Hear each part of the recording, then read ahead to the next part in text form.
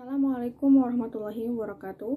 Perkenalkan, kami dari kelompok 3 yang beranggotakan Dian Aprisya dengan NPM 20506-081, Elsa Tri Indah Pramesti dengan NPM 20506-082, Mei Radelia Puspita dengan NPM 20506-0049, dan Tia Lisnawati dengan NPM 20506-0078.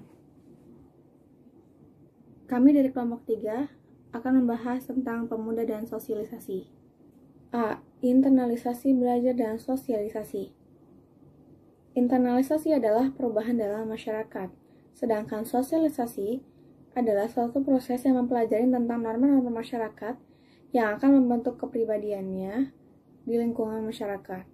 Jadi, jika tidak adanya internalisasi dan sosialisasi di dalam masyarakat, maka tidak akan ada perubahan di lingkungan itu.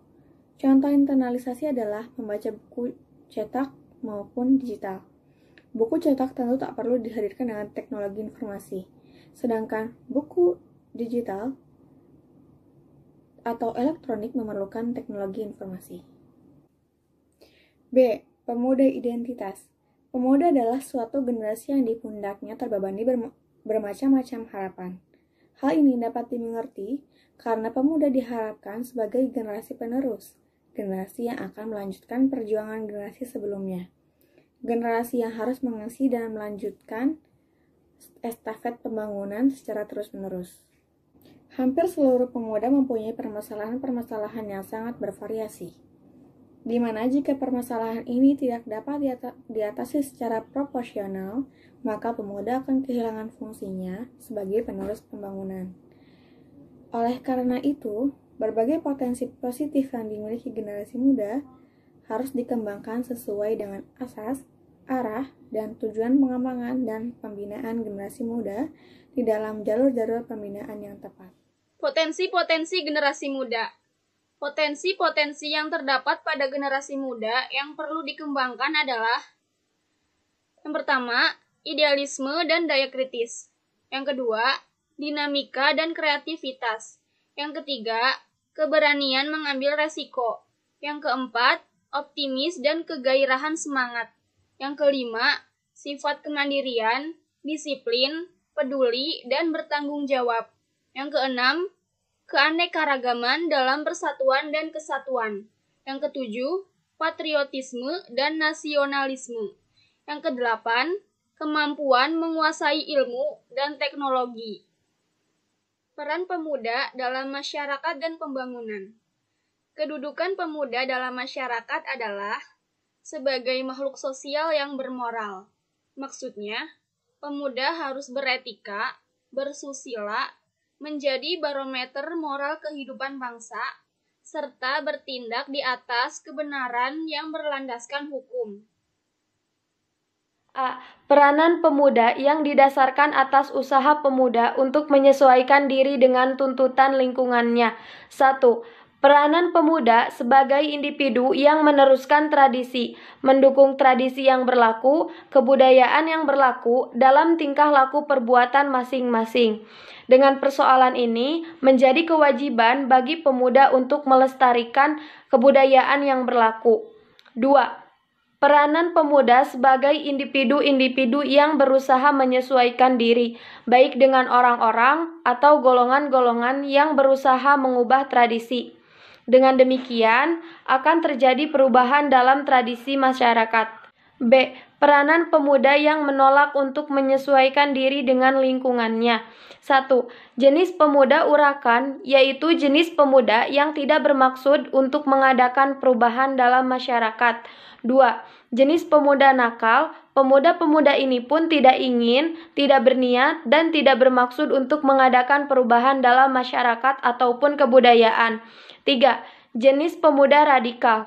Pemuda-pemuda radikal berkeinginan untuk mengadakan perubahan dalam masyarakat dan kebudayaan secara radikal, revolusioner. Peran sosial mahasiswa dan pemuda dalam masyarakat. Peranan sosial mahasiswa dan pemuda di masyarakat kurang lebih sama dengan peran warga yang lainnya di masyarakat. Mahasiswa mendapat tempat istimewa karena mereka dianggap kaum intelektual yang sedang menempuh pendidikan. Pada saatnya nanti, sewaktu mahasiswa lulus kuliah, ia akan mencari kerja dan menempuh kehidupan yang relatif sama dengan warga yang lainnya.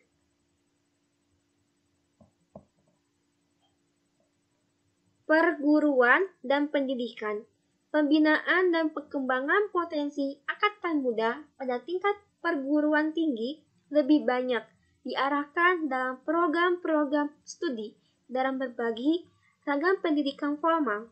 Mereka dibina, digembleng di laboratorium, dan pada kesempatan praktek lapangan.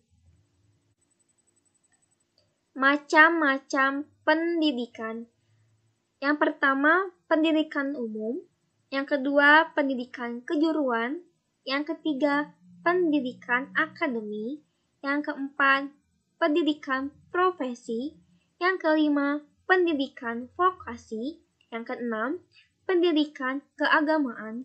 Yang ketujuh, pendidikan khusus. Yang terakhir, perguruan tinggi. Kesimpulan, pemuda merupakan satu identitas yang potensial sebagai penerus cita-cita perjuangan bangsa dan sumber insani bagi pembangunan negara, bangsa, dan agama.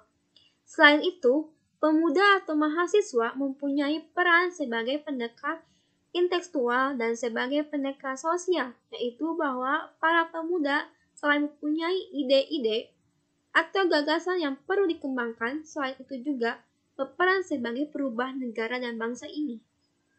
Oleh siapa lagi kalau bukan oleh generasi selanjutnya? Maka dari itu, para pemuda harus mempunyai ilmu yang tinggi dengan cara sekolah atau dengan yang lainnya. Dengan begitu bangsa ini akan maju, aman, dan sentosa. Sekian dari kelompok kami. Mohon maaf apabila masih banyak kekurangan. Dan untuk yang ingin bertanya, silakan di forum diskusi.